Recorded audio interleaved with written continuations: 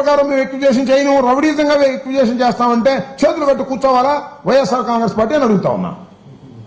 ఒక్క రైతుకు అన్యాయం జరిగినా కూడా మేము వెళ్లేటటువంటి పరిస్థితి ఉంది వాళ్ళ రాష్ట్రంలో తప్ప మీ ఇష్టం వచ్చినట్టుగా 3 పంటలు పంటే భూమిని లాగేసుకోవాలనుకుంటున్నారు.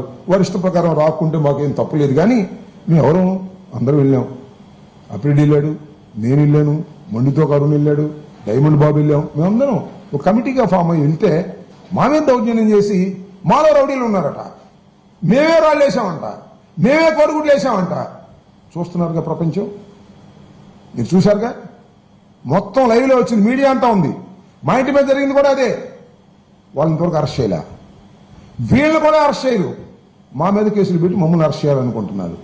అరెస్టులకు భయపడతామని అడుగుతా ఉన్నా. ప్రపంచం చూడలేదా? ప్రపంచం ఏం జరుగుతుందో అర్థం కావటం లేదా? సామాన్య ప్రజానీకానికి తెలియదా? విఘ్నులైనటువంటి రాష్ట్ర ప్రజానీకం చూడటం లేదా? ఈ అమరావతి వ్యవహారంలో ఒక పెద్ద దోపిడీ కార్యక్రమం చేస్తున్నారు చంద్రబాబు నాయుడు గారు. మామూలు దోపిడీ కాదు. ఎంతండి చదరపు అడుగుకి 20,000.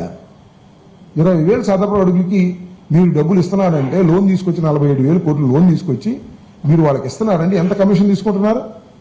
మెడ్రాస్ లాంటి, బాంబే లాంటి చోట కూడా 5-6 వేల కన్నా ఎక్కువ లేదే.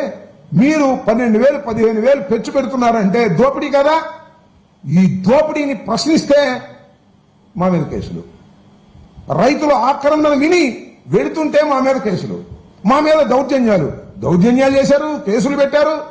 ఇంత దారుణంగా బాధితుల్నే ముద్దాయిలు చేసేటటువంటి కార్యక్రమం వాళ్ళు చేస్తున్నారు. దీన్ని వైఎస్ఆర్ కాంగ్రెస్ పార్టీ వ్యతిరేకిస్తుంది, ధైర్యంగా ఎదుర్కొంటుంది.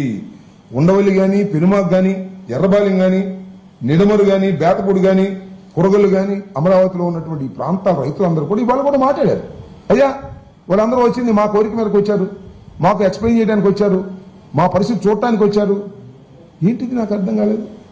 చంద్రబాబు నాయుడు గారు మాట్లాడుతున్నాడు, రైతులు ఆవేదనలో ఉన్నారు, వీళ్ళు వెళ్ళి వాళ్ళు రెచ్చగొట్టారు. మేము రెచ్చగొట్టడం ఏంటి? సిగ్గుందా అని అడుగుతా ఉన్నా చంద్రబాబు నాయుడు గారికి. అడ్డగోలుగా మీరు